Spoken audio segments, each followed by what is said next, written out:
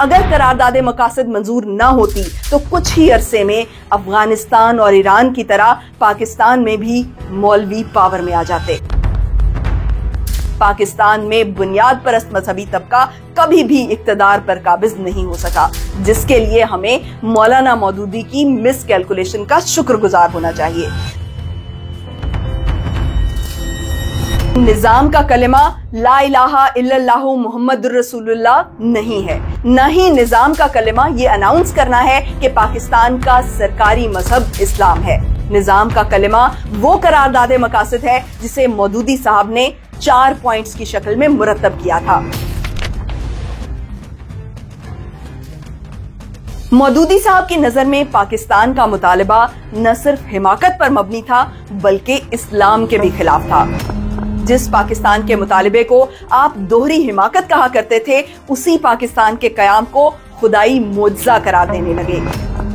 11 اگست 1947 کو قائد اعظم نے دستور ساز اسمبلی میں اعلان کیا تھا کہ پاکستان میں مذہب کو سیاست سے الگ رکھا جائے گا، لیکن ان کی یہ سٹیٹمنٹ پبلک سینٹیمنٹ کے خلاف تھی۔ پبلک پاکستان کو ایک اسلامی ریاست دیکھنا چاہتی تھی اور مودودی صاحب کا اسلام نافذ کرنے کا مطالبہ عوامی امنگوں کا ترجمان تھا۔ سلام سامعین، پاکستان بننے کے صرف 4 ماہ بعد جماعت اسلامی نے ملک میں نفاذ اسلام کی تحریک شروع کر دی۔ تحریک کا بنیادی مطالبہ تھا کہ دستور ساز اسمبلی فی الفور قرارداد مقاصد منظور کر کے پاکستان کے مسلمان ہونے کا اعلان کرے۔ جماعت اسلامی وہ جماعت تھی جو مطالبہ پاکستان کی مخالفت میں سب سے آگے تھی۔ جماعت کے قائد سید ابو العلا مودودی نے آل انڈیا مسلم لیگ کی قومی تحریک کو ہمیشہ حقارت کی نظر سے دیکھا، کیونکہ ان کا خیال تھا کہ وہ اپنے قلم اور تبلیغ کے ذریعے تمام ہندوستان میں اسلامی انقلاب برپا کر سکتے ہیں۔ لیکن تحریک پاکستان کی کامیابی نے انہیں اسلام کے نعرے کی زبردست سیاسی قوت کا ادراک کرنے پر مجبور کر دیا۔ اب ان کا اولین مشن معاشرے کو صالح بنانا نہیں بلکہ صالح قیادت کو اقتدار میں لانا تھا۔ اس مقصد کے لیے انہوں نے ایک قرارداد مقاصد تیار کی اور اس قرارداد کو منظور کروانے کے لیے نفاذ اسلام کی تحریک شروع کر دی۔ مودودی صاحب کا خیال تھا کہ قرارداد کے منظور ہوتے ہی پاکستانی عوام اقتدار کو ووٹوں کی پلیٹ میں رکھ کر ان کے سامنے پیش کر دیں گے، لیکن تحریک پاکستان کی طرح تحریک نفاذ اسلام کی دفعہ بھی مودودی صاحب کے اندازے غلط ثابت ہوئے۔ قرارداد مقاصد تو منظور ہو گئی، لیکن پاکستان کی انتخابی تاریخ میں عوام نے ہمیشہ یہ ثابت کیا کہ وہ آئین میں اسلام تو چاہتے ہیں لیکن اقتدار میں مولوی نہیں چاہتے۔ قرارداد مقاصد مودودی صاحب کی مس کیلکولیشن تھی، لیکن اندازے کی یہ غلطی پاکستان کی تاریخ میں ایک ایسا موڑ ثابت ہوئی جس نے پاکستان کو ایرانی انقلاب اور افغانی خانہ جنگی جیسے راستوں سے بچا لیا۔ مودودی صاحب نے ہمیں ایک ایسی قرارداد دی جس نے مذہب کو آئین میں جگہ تو دی، لیکن ساتھ ہی ساتھ اقتدار کا دروازہ مولویوں پر ہمیشہ کے لیے بند کر دیا۔ پاکستان بننے سے پہلے مولانا مودودی کا خیال تھا کہ ہندوستانی مسلمانوں کے سیاسی مسائل کی اصل وجہ دین سے دوری ہے۔ ان کا ماننا تھا کہ مسلمانوں کی مذہبی اور اخلاقی تربیت کیے بغیر ان کی آزادی کے لیے کی گئی کوئی بھی کوشش کامیاب نہیں ہو سکتی۔ اسی لیے وہ چاہتے تھے کہ ہندوستان کی آزادی کی جنگ میں شریک ہونے سے پہلے مسلمان اپنی کمزوریوں کو دور کریں اور اپنی تمام قوتیں اسلام اور شریعت کا علم پھیلانے اور مسلمانوں کو اسلامی احکامات کا پابند بنانے کے لیے استعمال کریں۔ مودودی صاحب سیاست کو مذہب کا لازمی جز سمجھتے تھے، لیکن ان کا خیال تھا کہ سیاسی جنگ میں حصہ لینے سے پہلے مسلمانوں میں علم، اتحاد اور ڈسپلن کو ایک خاص لیول تک بلند کرنا ضروری ہے۔ آپ لکھتے ہیں کہ منتشر اور مختلف خیال افراد کی شکل میں مسلمانوں کا جنگ میں شریک ہونا فائدے سے زیادہ نقصان کے امکانات رکھتا ہے، اور یہ نقصان اس نقصان سے بہت زیادہ ہے جو کچھ مدت تک اس جنگ سے علیحدہ رہنے کی صورت میں پہنچے گا۔ لہٰذا مسلمانوں کو اپنی تمام تر توجہ اس طرف صرف کرنی چاہیے کہ کم سے کم مدت میں اپنے اندر وہ طاقت پیدا کریں جو جنگ میں شامل ہونے کے لیے ضروری ہے۔ پاکستان موومنٹ کے دوران مودودی صاحب مسلمانوں کو سیاسی عمل سے دور رہنے کی تلقین کرتے رہے۔ अगस्त 1941 में जमाते इस्लामी के तासीसी इजलास से लेकर अगस्त 1947 में पाकिस्तान बनने तक मौदूदी साहब ने जमात की सरगर्मियों को तबलीगी और इस्लाही दायरे से बाहर नहीं निकलने दिया। 1946 के फैसला कुन इंतखाबात के मौके पर मौदूदी साहब ने इंतखाबात में शिरकत को हराम करार दिया। आपकी दलील ये थी कि हिंदुस्तान का सियासी निजाम लादीनी रियासत यानी सेकुलर स्टेट के नजरिए पर मबनी है। इस बिना पर यह पूरा निजाम दरअसल एक काफिराना निजाम है। इसकी बुनियाद इस्लाम की बुनियाद से मुतसादिम है और इसमें दाखिल होना कतन ईमान के खिलाफ है।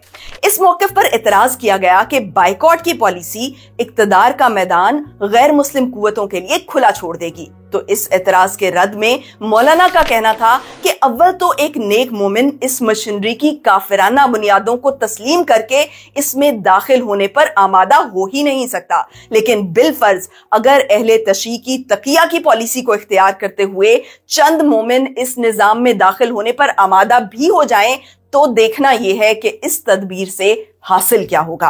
हुकूमत की मशीनरी पर काबिज होने के लिए यह जरूरी है कि पार्लियामेंट में इस गिरोह को मेजॉरिटी हासिल हो, लेकिन मौजूदा हिंदुस्तान में यह मेजॉरिटी हासिल करना अहले ईमान के लिए मुमकिन नहीं है। और अगर इंडिया के मुस्लिम मेजॉरिटी एरियाज पाकिस्तान की सूरत में अलग भी हो जाएं, तब भी साले मुसलमानों का गिरोह पार्लियामेंट में मेजॉरिटी नहीं ले सकता, क्योंकि इन इलाकों में अक्सरियत हासिल करने का इन्हिसार मुसलमानों की राय पर है और मुसलमानों की राय इस वक्त बिल्कुल तरबियत याफ्ता नहीं है और इस्लामी शऊर से बहुत हद तक आरी है। और बिलफर्ज पाकिस्तानी पार्लियामेंट में हमें ये मेजॉरिटी मिल भी जाए तो मौजूदा हालात में ये पॉसिबल नहीं होगा कि आजाद पाकिस्तान के निजाम को इस्लामी दस्तूर में तब्दील किया जा सके, क्योंकि अहमकों की जन्नत में रहने वाले लोग अपने ख्वाबों में खाह कितने ही सब्ज बाग देख रहे हों, लेकिन आजाद पाकिस्तान अगर फिलवाके वो बना भी तो लाजमन सेकुलर डेमोक्रेटिक स्टेट के नजरिए पर बनेगा। मौदूदी साहब की नजर में पाकिस्तान का मुतालबा न सिर्फ हिमाकत पर मबनी था बल्कि इस्लाम के भी खिलाफ था। आपका कहना था कि मुतालबा पाकिस्तान की बुनियाद नेशनलिज्म है जिसकी इस्लाम में कोई गुंजाइश नहीं। लिखते हैं, अगर आप नेशनलिज्म के मानी और इसकी हकीकत पर सरसरी सा गौर भी कर लें तो आपसे ये बात छुपी नहीं रह सकती कि इस्लाम और नेशनलिज्म दोनों अपने स्पिरिट और मकसद के लिहाज से एक दूसरे की जिद हैं। नेशनलिज्म का नुक्ता नजर इस्लाम के नुक्ता नजर को मुकम्मल तौर पर कंट्राडिक्ट करता है। लिहाजा एक मुसलमान के लिए, यानी एक ऐसा शख्स जो जिंदगी के हर मामले में इस्लामी नुक्ता नजर रखता है, उसके लिए ये बात आपसे आप लाजिम हो जाती है कि मुसलमान जहां और जिस हाल में भी हो उसे नेशनलिज्म की मुखालिफत करनी चाहिए। पाकिस्तान मूवमेंट के बारे में आपका कहना था कि मुस्लिम लीग की तहरीक के तसव्वुरात, इसका मिजाज, इसका स्पिरिट, इसका तरीकाकार और इसके मकासद सब कुछ वही हैं जो कौम परस्त तहरीकों के हुआ करते हैं। ये और बात है कि ये मुसलमानों की कौमी तहरीक है और मुसलमानों की हर चीज इस्लामी बन जाया करती है, इसीलिए इस तहरीक को भी खामखा इस्लामी तहरीक समझ लिया गया है। लेकिन वाकया यह है कि इस्लामी तहरीक अपनी नौइयत के एतबार से बिल्कुल एक दूसरी चीज होती है जिसका कोई शायबा भी मुस्लिम लीग की कौमी तहरीक यानी पाकिस्तान मूवमेंट में नहीं पाया जाता। बल्कि ये कहना ज्यादा सही है कि मुस्लिम लीग फिल वाक़े मुसलमानों को इस्लाम और इसकी तहजीब और इसके अहकाम की इताअत से रोज बरोज दूर तर किए जा रही है। नेशनलिज्म का राइज दुनिया की तारीख में मजहब मुखालिफ कुव्वत के तौर पर नहीं हुआ था। नेशनलिज्म ने मजहब को नहीं बल्कि एम्पायर्स और बादशाहतों को रिप्लेस किया था। और अगर हम स्पेसिफिकली हिंदुस्तान की बात करें तो हिंदुस्तान के इंडियन नेशनलिज्म और मुस्लिम नेशनलिज्म ने न हिंदुइज्म को रिप्लेस किया न इस्लाम को रिप्लेस किया, बल्कि बरतानिया के कॉलोनियल राज को रिप्लेस किया। नेशनलिज्म को हराम समझने की मौदूदी साहब बहुत सी वजहें गिनवाते हैं, लेकिन इसके पीछे की असल वजह हमारे उलमा की एक रिवायती सोच है कि इस्लाम एक मुकम्मल ज़ाबिता हयात है। और इस बात का मतलब वो ये लेते हैं कि इंसान को अपनी जिंदगी में जो कुछ भी चाहिए, यानी जो भी गाइडेंस चाहिए, जो भी कानून चाहिए, जो भी पॉलिटिकल और इकोनॉमिक सिस्टम चाहिए, जो भी राइट्स चाहिए, वो सब इस्लाम पहले ही दे चुका है। हत्ता के नॉलेज के बारे में ये कहा जाता है कि हर चीज का इल्म कुरान में मौजूद है। और जब आप ये बात तस्लीम कर लेते हैं तो फिर ऑटोमेटिकली आप जिद्दत اور تبدیلی کے خلاف ہو جاتے ہیں، کیونکہ پھر آپ کو ایسا لگنے لگتا ہے کہ ہر نئی چیز دراصل اسلام کو ریپلیس کر رہی ہے۔ یہی وجہ ہے کہ ڈیموکریسی اور نیشنلزم اور ماڈرن ایجوکیشن اور سائنسی ایجادات وغیرہ کو لے کے ہمارے روایتی علماء کا پہلا ری ایکشن یہی رہا کہ یہ تمام انوویشن اسلام کے خلاف ہے۔ بہرحال جس طرح نئی ٹیکنالوجی کی مخالفت کرنے کے بعد مولوی اسے اختیار بھی کر لیتے ہیں، بالکل اسی طرح سے مودودی صاحب نے بھی الٹیمیٹلی مسلم نیشنلزم کو بھی اون کیا اور ڈیموکریسی کو بھی اون کیا۔ خود اپنی جماعت کو انہوں نے جمہوری طریقوں کا پابند بنایا اور اقتدار حاصل کرنے کے لیے غیر جمہوری طریقوں کو شرعاً ناجائز قرار دیا، اور مسلم نیشنلزم کو تو اس طرح اون کیا کہ اس کے لیے جماعت نے باقاعدہ نظریہ پاکستان اور پاکستان کی نظریاتی سرحدوں جیسی ٹرمز کریٹ کی۔ اور اس وقت بھی اگر کوئی سیاسی جماعت نظریہ پاکستان کو سب سے زیادہ ڈیفینڈ کرتی ہے تو وہ جماعت اسلامی ہے۔ لیکن یہ سب کچھ پاکستان بننے کے بعد ہوا۔ پاکستان موومنٹ کے دوران البتہ مودودی صاحب مسلم نیشنلزم کو ہندوستانی مسلمانوں کے لیے تباہی قرار دیتے رہے، اور آخری وقت تک انہیں یہ سمجھانے کی کوشش کرتے رہے کہ ان کے لیے نجات کا واحد راستہ یہ ہے کہ قوم پرستی اور اس کے طور طریقوں اور اس کے دعووں اور مطالبوں سے توبہ کر کے اسلام کی رہنمائی قبول کر لیں، کہ جس کا تقاضا یہ ہے کہ مسلمان اپنے قومی مقاصد کے لیے جد و جہد کرنے کے بجائے اپنی تمام تر کوششوں کو صرف اسلام کی اصولی دعوت پر مرکوز کر دیں اور اپنے اخلاق اور عمل کے ذریعے ثابت کریں کہ وہ مسلمان ہیں۔ یہی راہ مسلمانوں کے لیے پہلے بھی راہ نجات تھی اور اب بھی اسی میں ان کے لیے نجات ہے۔ میں کئی سال سے ان کو اس طرف بلا رہا ہوں۔ اگر یہ قوم پرستی کی راہ اختیار کرنے کے بجائے اس راہ کو اختیار کرتے اور جس طرح پچھلے 10 سال میں انہوں نے اپنی پوری قومی طاقت کو اس راہ پر لگایا ہے، اسی طرح کہیں اس راہ پر لگایا ہوتا تو آج ہندوستان کی سیاست کا نقشہ بالکل بدلا ہوا ہوتا اور 2 چھوٹے چھوٹے پاکستانوں کی جگہ سارے ہندوستان کے پاکستان بن جانے کے امکانات ان کی آنکھوں کے سامنے ہوتے۔ لیکن اس وقت میری دعوت انہیں دشمن کی دعوت یا ایک دیوانے دوست کی دعوت محسوس ہوئی۔ مطالبہ پاکستان کی قبولیت پر مولانا ہندوستانی مسلمانوں کو متنبہ کرتے ہیں کہ دراصل انہوں نے دوہری حماقت کا ارتکاب کیا ہے کہ ایک طرف تو نظام حکومت کے لیے مغرب کے جمہوری اصولوں پر راضی ہو گئے اور دوسری طرف خود اپنی طرف سے ملک کی تقسیم کا یہ اصول پیش کیا کہ جہاں ہم اکثریت میں ہیں وہاں ہم حاکم اور تم محکوم ہو، اور جہاں تم اکثریت میں ہو وہاں تم حاکم اور ہم محکوم ہو۔ کئی سال کی تلخ اور خون ریز کشمکش کے بعد اب یہ مرکب حماقت کامیابی کے مرحلے میں پہنچ گئی ہے۔ ہندوستانی مسلمانوں کے لیے مودودی صاحب کا اپنا ایک پروگرام تھا۔ فروری 1946 میں ترجمان القرآن میں مودودی صاحب کا ایک مضمون چھایا ہوا جس میں وہ اپنے پروگرام کو کچھ یوں ایکسپلین کرتے ہیں: مسلمانوں میں سے صالح اہل ایمان کو چھانٹ کر ان کی اعلیٰ درجے کی اخلاقی تربیت کی جائے اور ان کو اس کام کے لیے تیار کیا جائے کہ وہ مسلم قومیت کی بجائے خود اسلام کو ایک اصولی تحریک کی حیثیت سے لے کر اٹھ سکیں۔ پھر اس گروہ کے ذریعے عام مسلمانوں میں اسلام کا شعور اور اسلامی نظام قائم کرنے کا ارادہ پیدا کیا جائے اور ان کی رائے عامہ کو اس حد تک تیار کیا جائے کہ وہ جمہوری یا غیر جمہوری طریقوں سے اسلامی انقلاب برپا کرنے کے لیے سر دھڑ کی بازی لگانے پر آمادہ ہو جائیں۔ اور یہ پروگرام کوئی بہت طویل پروگرام نہیں ہے، کیونکہ مولانا سمجھتے ہیں کہ ان کے پروگرام میں سارا دیر طلب کام صرف اس ابتدائی صالح گروہ کی تنظیم اور تربیت کا ہے جو اسلامی انقلاب کا محرک بن سکے۔ ایسے ایک گروہ کی تنظیم کے بعد یہ تحریک اس طرح پھیلے گی جیسے خشک آگ پھیلتی ہے۔ مولانا یہ بھی فرماتے ہیں کہ اس پروگرام سے ہٹ کر کسی بھی سیاسی عمل میں شرکت مسلمانوں کے لیے محض وقت کا ضیاع ثابت ہوگی اور ہندوستان کے موجودہ حالات میں ان کے لیے اس کے سوا کوئی راستہ نہیں کہ وہ عملی سیاست سے قطع نظر کر لیں اور اپنی تمام قوت اس بنیادی کام پر صرف کریں کہ جس کے ذریعے نظام زندگی میں اسلامی طرز کا انقلاب رونما ہو سکتا ہے۔ لیکن زیادہ عرصے تک مودودی صاحب اپنی جماعت کو عملی سیاست سے دور نہ رکھ سکے۔ 1946 کے الیکشنز میں مسلم لیگ نے پاکستان جیت لیا۔ قیام پاکستان کی انہونی نے مودودی صاحب کو اپنی جماعت کا سیاسی نظریہ تبدیل کرنے پر مجبور کر دیا۔ پاکستان کا قیام نوشتہ دیوار تھا۔ مودودی صاحب سمجھ چکے تھے کہ ان کی تحریک کا مستقبل پاکستان سے وابستہ ہے۔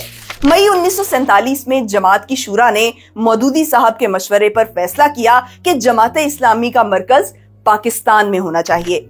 साथ ही साथ मौदूदी साहब ने पार्टीशन के पॉलिटिकल प्रोसेस में मुस्लिम लीग की मुखालिफत न करने का फैसला किया। सूबा सरहद के रेफरेंडम के हवाले से जब मौदूदी साहब से पूछा गया कि क्या इलेक्शन की तरह रेफरेंडम में भी वोट करना हराम है, तो उनका जवाब था कि रेफरेंडम का मामला पार्लिमानी इंतखाबात के मामले से उसूलन मुख्तलिफ है। इस मामले में राय देना बिल्कुल जायज है और इसमें कोई शरई कबाहत नहीं। और अगरचे मौलाना ने जमात के अरकान को पाबंद नहीं किया कि वो लाजमन पाकिस्तान के हक में वोट दें, लेकिन उन्होंने अपनी शख्सी राय का इजहार जरूर किया कि अगर वो सूबा सरहद के रहने वाले होते तो उनका वोट पाकिस्तान के हक में पड़ता। क़याम पाकिस्तान के बाद जमात इस्लामी के रहनुमा मुसलसल इस तासुर को जायल करने की कोशिश करते रहे कि तहरीक पाकिस्तान के दौरान जमात ने पाकिस्तान मुखालिफ रवैया इख्तियार किया था। साबिक अमीर जमात इस्लामी मियां तुफैल मौदूदी साहब पर पाकिस्तान और कायदे-आज़म की मुखालिफत के इल्जाम को बेहुदा और बेबुनियाद करार देते हैं। वो कहते हैं कि नजरिया पाकिस्तान यानी दो कौमी नजरिया और मुस्लिम कौमियत को सियासी नस्बुलैन की सूरत में ढालने का बेशतर काम मौलाना मौदूदी ने किया था। इस मामले पर एक दिलचस्प तबसरा डॉक्टर इसरार अहमद ने किया, जिनका जमात इस्लामी के साथ गहरा ताल्लुक रहा। डॉक्टर साहब लिखते हैं कि जमात इस्लामी का तहरीक पाकिस्तान से ताल्लुक एक इख्तलाफी मसला है और अगरचे जमात के रहनुमा बहुत जोर देकर कहते हैं कि जमात कभी भी पाकिस्तान की मुखालिफ नहीं रही, बल्कि बाज सादा लौ बुजुर्ग तो इससे बढ़कर ये दावा भी कर गुजरते हैं कि क़याम पाकिस्तान के ज़िम्न में कायदे-आज़म मोहम्मद अली जिन्नाह के बाद सबसे बढ़कर हिस्सा मौलाना मौदूदी का है। लेकिन आमतौर पर यह बात तस्लीम नहीं की जाती और इन दावों की या तो शिद्दत के साथ तरदीद कर दी जाती है या कम से कम उन्हें मुस्कुराकर या हंसकर टाल दिया जाता है। बहरतौर पाकिस्तान बनने के बाद मौदूदी साहब ने पाकिस्तान के बारे में अपने ख्यालात को यकसर बदल दिया। जिस पाकिस्तान के मुतालिबे को आप दोहरी हिमाकत कहा करते थे, उसी पाकिस्तान के कयाम को खुदाई मोजज़ा करार देने लगे। मौदूदी साहब के अपने अल्फाज यूं हैं, अब से 1.5 बरस पहले तक इस अमर के कोई आसार न थे कि हिंदुस्तान तकसीम हो जाएगा और यहाँ मुसलमानों की एक आजाद सल्तनत कायम हो जाएगी। हत्ता कि जो लोग आगे चल रहे थे और इस मुतालिबे की जिद्दोजहद में क़यादत का फर्ज अदा कर रहे थे, खुद उनको भी इस बात का कतई यकीन न था कि पाकिस्तान कायम हो जाएगा। जिसके बाद हालात जिस तरह बदले और पाकिस्तान के कयाम के लिए जिस तरह फजा साजगार हुई और मुल्क आनन फानन तकसीम हो गया, इसकी आप जो चाहें अकली तौजीहें करें, लेकिन मैं इस इनकलाब में अल्लाह ताला के इरादे को खास तौर पर शामिल पाता हूं। वाकया दर हकीकत यह है कि सदियों के बाद तारीख में यह बात पेश आई है कि एक कौम ने खड़े होकर बहसीयत कौम ये कहा कि हम इस्लाम के मुताबिक जिंदगी बसर करना चाहते हैं और चूंकि गैर मुस्लिम अक्सरियत की हुकूमत में हमारे लिए इसका इम्कान नहीं है, लिहाजा हमें एक आज़ाद खित्ता ज़मीन मिलना चाहिए। अगर हमें यह आज़ाद खित्ता मिल जाए तो इसमें हम पूरे के पूरे इस्लाम को गालिब करेंगे। खुदा के यहाँ ये बात मकबूल हुई कि जब ये कौम कहती है कि हम इस्लामी निज़ाम हयात को इख्तियार करना चाहते हैं तो एक बार इसे इसका मौका देना चाहिए। मौलाना के ख्यालात में दूसरी और ज्यादा अहम तब्दीली ये आई कि वो स्टेट के लेवल से इस्लाम को नाफिज करने का मुतालिबा करने लगे। क़याम पाकिस्तान से पहले मौलाना का मानना था कि इस्लाम डायरेक्ट स्टेट के लेवल से नाफिज नहीं हो सकता, क्योंकि इस्लामी इनकलाब स्टेट के सेटअप में नहीं बल्कि लोगों की जिंदगियों में आता है, और जब लोग इनफरादी तौर पर इस्लामिक वैल्यूज को अडॉप्ट कर लेते हैं तो स्टेट ऑटोमेटिकली इस्लामी हो जाती है। इस्लामी रियासत कैसे कायम होती है, इस मौजू पर मौलाना मौदूदी ने 12 सितंबर 1940 को अलीगढ़ मुस्लिम यूनिवर्सिटी में एक मकाला पढ़ा था। इस मकाले का एक इक्तबास मुलाहिजा कीजिए। बाज लोग ये ख्याल करते हैं कि एक दफा गैर इस्लामी तर्ज का ही सही मुसलमानों का कौमी स्टेट कायम तो हो जाए, फिर रफ्ता रफ्ता तालीमो तरबियत और अखलाकी इस्लाह के जरिए से इसको इस्लामी स्टेट में तब्दील किया जा सकता है। मगर मैंने हिस्ट्री, पॉलिटिक्स और सोशियोलॉजी का जो थोड़ा बहुत मुताला किया है, उसकी बिना पर मैं इसको नामुमकिन समझता हूं, और अगर ये मंसूबा कामयाब हो जाए तो मैं इसको एक मोजज़ा समझूंगा। हुकूमत का निजाम इज्तमाई जिंदगी में बड़ी गहरी जड़ें रखता है। जब तक इज्तमाई जिंदगी में तब्दीली वाक़ई ना हो, किसी मसनूई तदबीर से निजाम हुकूमत में कोई मुस्तकिल तब्दीली पैदा नहीं की जा सकती। उमर बिन अब्दुल अजीज जैसा फरमारवा, जिनकी बैक पे ताबीन और तबा ताबीन की एक बड़ी जमात भी थी, इस मामले में कतई नाकाम हो चुका है, क्योंकि सोसाइटी उनके रिफॉर्म्स के लिए तैयार न थी। ताहम पाकिस्तान बनने के बाद इस्लामी इनकलाब में रियासत के किरदार के हवाले से मौदूदी साहब की बदजनी यकायक हुस्ने जन में बदल गई, और जिन आर्ग्यूमेंट्स को मौदूदी साहब गलत साबित करते रहे, बिल्कुल उन्हीं आर्ग्यूमेंट्स की मदद से आप रियासत पाकिस्तान से मुतालिबा करने लगे कि रियासती कुव्वत के जरिए पाकिस्तानियों को अच्छा मुसलमान बनाने का फर्ज अदा करे। अब उनका कहना था कि स्टेट की पावर और रिसोर्सेज को इस्तेमाल करके पाकिस्तान के बाशिंदों में ज़हनी और अखलाकी इनकलाब बर्पा करना बहुत आसान होगा, और फिर जैसे जैसे हमारा मुआशरा बदलता जाएगा, वैसे वैसे हमारी रियासत भी एक मुकम्मल इस्लामी रियासत बनती चली जाएगी। पाकिस्तान बने हुए अभी 4 महीने भी नहीं गुजरे थे कि दिसंबर 1947 में जमाते इस्लामी ने पाकिस्तान में नफाज़े इस्लाम की तहरीक का आगाज कर दिया। तवील मज़ामीन में मौदूदी साहब ने पाकिस्तान में इस्लाम नाफिज करने का तरीकाकार बताया, लाइव लेक्चर्स और रेडियो पर अपने मौकिफ को दलाइल के साथ पेश किया। मस्जिदों में जुमे की तकरीरों के जरिए राय आमा को हमवार किया गया। साथ ही साथ अहम शहरों में जलसे मुनक्किद करके एक मुल्क गिर तहरीक बर्पा कर दी गई। नफाज़े इस्लाम के मुतालिबे को न सिर्फ अवामी मकबूलियत हासिल थी, बल्कि दस्तूर साज असेंबली में मुस्लिम लीग के बहुत से अराकीन की हिमायत भी हासिल थी। इस्लाम नाफिज करने का जो प्रोग्राम मौदूदी साहब ने तजवीज किया, उसके 3 मरहले थे। इनमें सबसे पहला मरहला यह था कि रियासत को कलेमा पढ़ाया जाए। मौदूदी साहब कहते हैं कि एक निजाम के मुसलमान होने का पहला स्टेप वही है जो एक इंसान के मुसलमान होने का है, यानी जब कोई शख्स मुसलमान होना चाहता है तो सबसे पहले उसे कलेमा पढ़ाया जाता है। इसी तरह एक निजाम को मुसलमान बनाने के लिए भी उसे कलेमा पढ़ाया जाएगा। लेकिन निजाम का कलेमा ला इलाहा इल्लल्लाहु मुहम्मदुर रसूलुल्लाह नहीं है, न ही निजाम का कलेमा ये अनाउंस करना है कि पाकिस्तान का सरकारी मजहब इस्लाम है। निजाम का कलेमा वो करारदादे मकासद है जिसे मौदूदी साहब ने 4 पॉइंट्स की शक्ल में मुरतब किया था। मौदूदी साहब लिखते हैं, पाकिस्तान में इस्लामी निजाम के नफाज की राह में पहला कदम यह होना चाहिए कि हम अपनी इस रियासत को, जो अभी तक अंग्रेज की छोड़ी हुई काफिराना बुनियादों पर कायम है, मुसलमान बनाएं। और इसे मुसलमान बनाने की आईनी सूरत यह है कि हमारी दस्तूर साज असेंबली बाकायदा इस अमर का ऐलान करे कि पाकिस्तान में हाकमियत खुदा की है और रियासत उसके नायब की हैसियत से मुल्क का इंतजाम करेगी। रियासत का बुनियादी कानून इस्लामी शरीयत है। रियासत कोई ऐसा कानून नहीं बना सकती जो शरीयत से मुतसादिम हो, और रियासत अपने इख्तियारात के इस्तेमाल में इस्लामी हुदूद से तजावुज नहीं करेगी। ये वो कलिमा शहादत है जिसे अपनी आईनी जबान यानी दस्तूर साज असेंबली के जरिए से अदा करके हमारी रियासत मुसलमान हो जाएगी। मुसलमान होने के बाद नफाज़े इस्लाम का दूसरा मरहला यह होगा कि रियासत की बागडोर जमहूरी इंतखाब यानी डेमोक्रेटिक इलेक्शंस के जरिए से ऐसे लोगों के हाथ मुंतकिल हो जो इस्लाम को जानते भी हों और इसके मुताबिक मुल्क के निजाम को ढालना भी चाहते हों। और जब इक्तदार सालिह क़यादत के हाथ में आ जाएगा तो इसके बाद नफाज़े इस्लाम प्रोग्राम का तीसरा मरहला शुरू होगा। इस मरहले में सालिहीन की हुक्मरान जमात रियासत के वसाइल को इस्तेमाल करके एक इस्लाही प्रोग्राम अमल में लाएगी। एजुकेशन, प्रेस, सिनेमा और रेडियो को इस्लामाइज किया जाएगा ताकि वो लोगों में इस्लामी ज़हनियत पैदा करें। सकाफत और कल्चर को नए इस्लामी सांचों में ढाला जाएगा।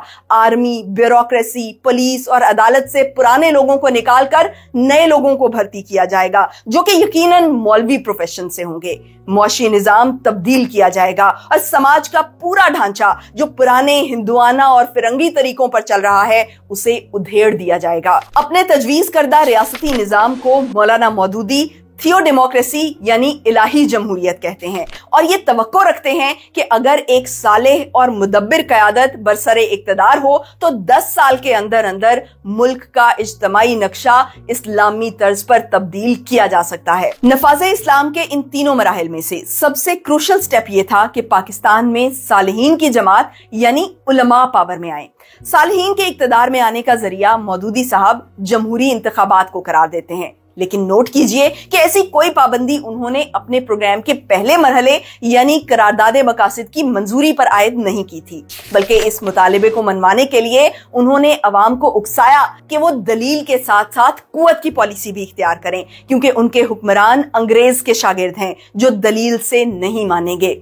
जमाते इस्लामी ने मौकिफ लिया कि जब तक हुकूमत पाकिस्तान करारदादे मकासिद की मंजूरी के जरिए अल्लाह की हाकमियत का इकरार नहीं करती, उस वक्त तक हुकूमत की हैसियत वही है जो अंग्रेजी हुकूमत की थी और सरकारी मुलाजमीन के लिए ऐसी हुकूमत से वफादारी का हल्फ उठाना गैर शरई और नाजायज है। तहरीक के दौरान अक्टूबर 1948 में मौलाना को अरेस्ट कर लिया गया। मुकदमे के दौरान अदालत के सामने पेश होने वाले जमाते इस्लामी के गवाहों ने अदालत के सामने कोई भी बयान देने से इनकार कर दिया, ये कहकर कि ये अंग्रेजी कानून की अदालत है जो खुदा की हाकमियत को तस्लीम नहीं करती, इसलिए हम इसके रूबरू कार्रवाई में शरीक नहीं हो सकते। लेकिन ये तमाम इनकलाबी स्ट्रगल पावर में आने के लिए नहीं, बल्कि सिर्फ ऑब्जेक्टिव रेजोल्यूशन पास करवाने के लिए थी, क्योंकि मौदूदी साहब अपनी तजवीज करदा करारदादे मकासद से ये तवक्को लगाए हुए थे कि अगर ये करारदाद मंजूर हो गई तो अवाम में खुद ब खुद ये शऊर पैदा हो जाएगा कि वो इलेक्शंस में सिर्फ सालिहीन की जमात को ही वोट देंगे। उनका ख्याल था कि जब रियासत दुरुस्त तरीक़ाकार से इस्लाम कबूल कर लेगी तो इसके बाद वोटर्स को ये आइडिया हो जाएगा कि उन्हें किस मकसद और किस काम के लिए अपने नुमाइंदे इलेक्ट करने हैं। मौदूदी साहब लिखते हैं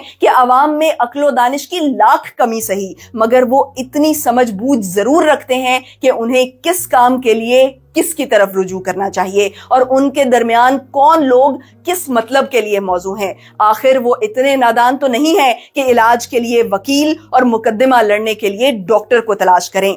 अब तक उनके सामने ये मकसद आया ही नहीं था कि उन्हें एक दीनी निजाम चलाने के लिए आदमी दरकार हैं, फिर वो इसके चलाने वाले आखिर तलाश करते ही क्यों। अब अगर हम एक इस्लामी रियासत का दस्तूर बनाएं और लोगों के सामने ये सवाल आ जाए कि इस निजाम को चलाने के लिए उन्हें मौजू आदमी मुंतखब करने हैं, तो चाहे उनका इंतखाब कमाल दर्जे का मियारी ना हो, मगर बहरहाल इस काम के लिए उनकी निगाहें फासिक व फाजिर और मगरिब ज़दा लीडरशिप पर नहीं पड़ेंगी। वो इसके लिए उन्हीं लोगों को तलाश करेंगे जो अखलाकी, ज़हनी और इल्मी हैसियत से इस्लामी निजाम को चलाने के अहल होंगे। मौदूदी साहब की कैलकुलेशन ये थी कि अगर ऑब्जेक्टिव रेजोल्यूशन पास हो गई तो इलेक्शन में पब्लिक सिर्फ मजहबी उलमा को वोट करेगी। इसीलिए उन्होंने अपनी इनकलाबी जिद्दोजहद को करारदादे मकासिद की मंजूरी तक महदूद रखा। मार्च 1949 में दस्तूर साज असेंबली ने करारदादे मकासिद मंजूर कर ली। मौलाना उस वक्त मुल्तान जेल में बंद थे। मियां तुफैल जो जेल में मौलाना मौदूदी के साथ थे, दावा करते हैं कि करारदादे मकासिद का मुसव्वदा मौदूदी साहब के अप्रूवल के लिए उन्हें मुल्तान जेल में दिखाया गया था। करारदादे मकासिद की मंजूरी के फौरन बाद जमाते इस्लामी ने पाकिस्तान के इस्लामी रियासत होने का ऐलान किया और हुकूमत की मुलाजमत, हुकूमत के साथ वफादारी के हल्फ और अदालतों में हाजिरी को शरन जायज करार दिया। जमात की मजलिस शूरा ने ऐलान किया कि हमारे नजदीक इस करारदाद के पास हो जाने के बाद पाकिस्तान एक मस्जिद की तरह मुकद्दस बन गया है, इसलिए अब इसकी खिदमत और हिफाजत करना हर साहिब ईमान के लिए लाजिम और इबादत के मुतरादिफ है। इसके साथ साथ मौलाना ने इंतखाबी सियासत को जमाते इस्लामी का मंशूर करार दिया और अपने वर्कर्स पर वाज़ेह किया कि पाकिस्तान के आईनी और जमहूरी निजाम में रहते हुए क़यादत की तब्दीली के लिए कोई गैर आईनी रास्ता इख्तियार करना शरन उनके लिए जायज नहीं है। पाकिस्तान की मजहबी जमातों का जमहूरी अमल से वाबस्ता होना करारदादे मकासिद का अहम तरीन नतीजा था। इस करारदाद को मंजूर करवा के उलमा ने पावर में आने के लिए इनकलाबी जिद्दोजहद का जवाब खत्म कर लिया था। लेकिन मौदूदी साहब की ये कैलकुलेशन गलत साबित हुई कि करारदादे मकासिद उलमा के लिए वोट का रूट साबित होगी। पाकिस्तान की इलेक्शन हिस्ट्री में मजहबी जमातों को हमेशा تلخ نتائج کا سامنا کرنا پڑا، جبکہ اقتدار کا انقلابی دروازہ وہ خود ہی بند کر چکے تھے۔ یہ کہنا غلط نہیں ہوگا کہ توقعات اور خدشات کے برعکس قرارداد مقاصد نے پاکستان میں ملائیت کا راستہ ہموار کرنے کے بجائے روک دیا تھا۔ حقیقت یہ ہے کہ اگر قرارداد مقاصد منظور نہ ہوتی تو کچھ ہی عرصے میں افغانستان اور ایران کی طرح پاکستان میں بھی مولوی پاور میں آ جاتے۔ 11 اگست 1947 کو قائد اعظم نے دستور ساز اسمبلی میں اعلان کیا تھا کہ پاکستان میں مذہب کو سیاست سے الگ رکھا جائے گا، لیکن ان کی یہ سٹیٹمنٹ پبلک سینٹیمنٹ کے خلاف تھی۔ دستور ساز اسمبلی کے کئی ممبرز پریشان تھے کہ قائد اعظم نے اسلامی ریاست کے تصور کو ترک کر دیا ہے۔ گراؤنڈ ریئلٹی یہی تھی کہ پبلک پاکستان کو ایک اسلامی ریاست دیکھنا چاہتی تھی، اور مودودی صاحب کا اسلام نافذ کرنے کا مطالبہ عوامی امنگوں کا ترجمان تھا، اور اگر عوامی خواہشات کو آئین کے ذریعے کچل دیا جاتا اور پاکستان کو سیکولر سٹیٹ ڈکلیئر کر دیا جاتا تو مولویوں کو سٹریٹ پاور کی اتنی سپورٹ مل جاتی کہ وہ بہت جلد ایک عوامی انقلاب کے ذریعے پاور میں آ جاتے، اور ایگزیکٹلی یہی ہوا پاکستان کے ہمسائے میں واقع دونوں اسلامی ملکوں میں، یعنی ایران اور افغانستان میں، کہ جہاں احتجاج اور مسلح جدوجہد کے ذریعے مذہبی طبقات نے اقتدار حاصل کیا۔ ان دونوں کیسز میں انقلاب کی اصل وجہ یہ تھی کہ گورنمنٹ نے پبلک کے ریلیجیس سینٹیمنٹ کو اگنور کیا۔ ایران میں امریکن انفلوئنس کے تحت ویسٹرن کلچر کو پروموٹ کیا گیا، جس نے ایرانی پبلک کو بادشاہ کے خلاف کر دیا، جبکہ افغانستان میں رشیا کی مدد سے کمیونسٹ سسٹم لاگو کرنے کی کوشش کی گئی، جس کے خلاف اسلام پسند ملیٹنٹس نے بغاوت کر دی۔ دوسری جانب پاکستان میں قرارداد مقاصد نے پاکستانی مسلمانوں کے مذہبی جذبات کو ایک کانسٹیٹیوشنل وینٹ فراہم کیا۔ اس آئینی نکاس کی غیر موجودگی میں عین ممکن تھا کہ قیام پاکستان کے کچھ ہی عرصے بعد پاکستان میں ایران یا افغانستان طرز کا انقلاب رونما ہو جاتا، لیکن قرارداد مقاصد نے پاکستان میں ایک ایسا آئینی بندوبست فراہم کر دیا کہ جس میں مذہب پسند عوام اور سیکولر اشرافیہ دونوں ایک گھاٹ سے پانی پی سکتے تھے۔ آئین پر اتفاق نے نظریاتی جماعتوں کی انقلابی قوت کو نیوٹرلائز کر دیا۔ انقلابی راہ مسدود ہو جانے کے بعد انتخابی میدان میں بھی ان جماعتوں نے مایوس کن کارکردگی کا مظاہرہ کیا۔ نتیجتاً پاکستان میں بنیاد پرست مذہبی طبقہ کبھی بھی اقتدار پر قابض نہیں ہو سکا، جس کے لیے ہمیں مولانا مودودی کی مس کیلکولیشن کا شکر گزار ہونا چاہیے۔ تاہم یہ سچویشن صرف ویسٹ پاکستان کی تھی۔ ایسٹ پاکستان میں قرارداد مقاصد کے اثرات بالکل مختلف تھے، لیکن اس بارے میں ہم کسی اور ویڈیو میں بات کریں گے۔ بہت بہت شکریہ۔